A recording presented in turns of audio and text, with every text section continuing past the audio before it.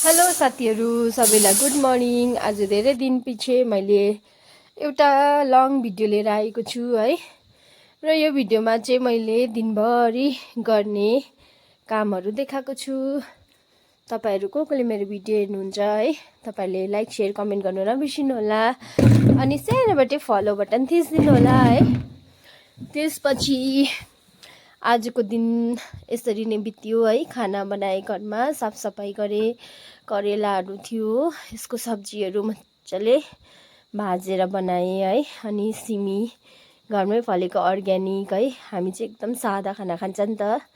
अनि त्यसले गर्दा घरकै करेला, घरकै सिमी सबै खाएर चाहिँ म बजारतिर लागे। बजार चाहिँ म र पूजा दुईजना गएको थियौँ। धूम्रपान सेहत के लिए हानिकारक है र यसरी धूम्रपान चाहिँ सेहतको लिए हानिकारक है, खानुहुँदैन।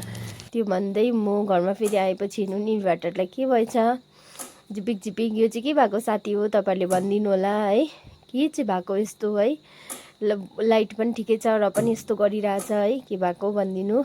अनि पेम्लिङको वेदर चाहिँ आज यस्तै छ,